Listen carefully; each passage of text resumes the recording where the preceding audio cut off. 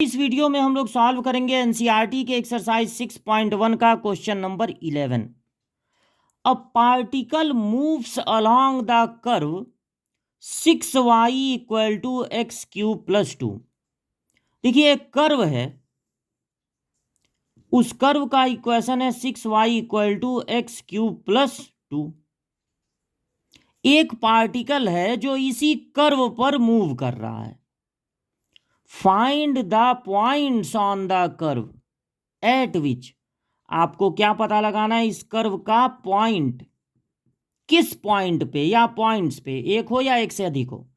Find the points on curve, इसी curve पर होना चाहिए वो point, at which the Y coordinate is changing 8 times as fast as X coordinate.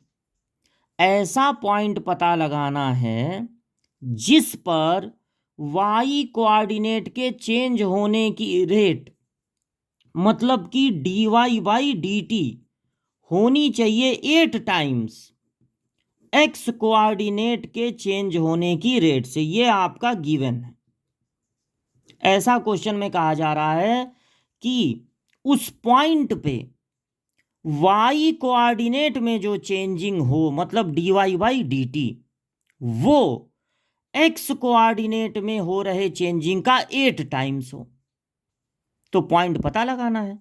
Point का मतलब उस पॉइंट को जो मूव कर रहा है, आप सपोज कर लीजिए एक्स वाई है, मतलब आपको एक्स और वाई की वैल्यू पता लगानी है। तो आप क्या करेंगे, ये जो इक्वेशन दिया गया है 6y equal to X cube plus 2, इसी इक्वेशन का आप डिफरेंशिएशन कर देंगे विथ रिस्पेक्ट टू टी।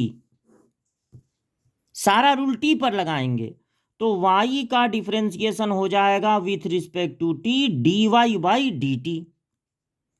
अब देखिए x एक वेरिएबल है, आप t के रिस्पेक्ट में कीजिए तब भी x पे रूल लगेगा, y के रिस्पेक्ट में कीजिए तब भी x पे रूल लगेगा।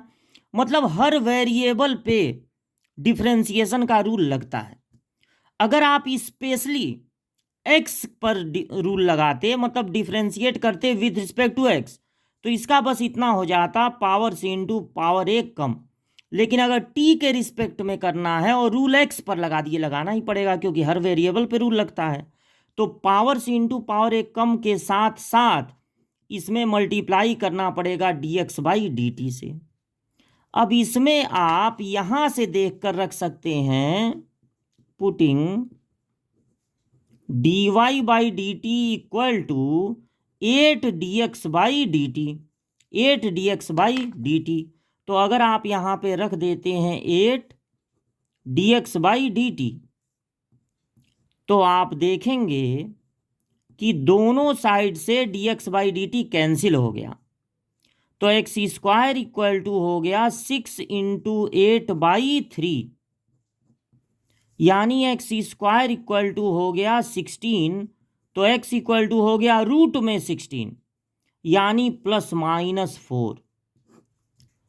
अब आप कहेंगे कि जब x की वैल्यू होगी प्लस 4, तो 6y होगा 4 का क्यूब प्लस 2, यानी 6y होगा 64 प्लस 2, 6y होगा 66, यानी y इक्वल टू हो जाएगा 11, और तब पॉइंट हो जाएगा 4, 11। फिर आप कहेंगे कि व्हेन x इक्वल टू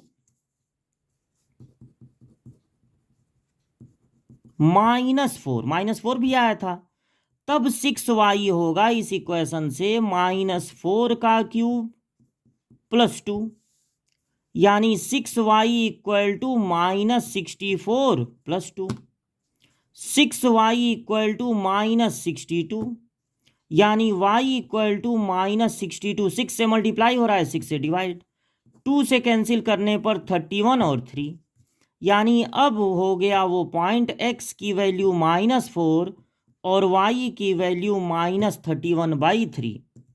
तो आंसर में दो पॉइंट्स मिले हैं 4, 11 या -4, -31 बाई 2। ये दोनों ही आप आंसर में लिख देंगे। जब क्वेश्चन ऐसा होता है कि वॉल्यूम पर डिपेंड हो, स्फीयर का वॉल्यूम है, क्यूब का वॉल्यूम है, तो जब आप वॉल्यूम का फॉर्मूला लिखते हैं तब आपको वो इक्वेशन मिलता है जिसका डिफरेंशिएशन करना हो। ये क्वेश्चन ऐसा है जिसमें इक्वेशन खुद क्वेश्चन में छपा हुआ है, प्रिंट है, बस आपको जो कंडीशन दी गई है उसको नोट करना है और इसी इक्वेशन का डिफरेंशिएशन कर देना है। तो आधा सॉल्यूशन ये है और आधा ये है।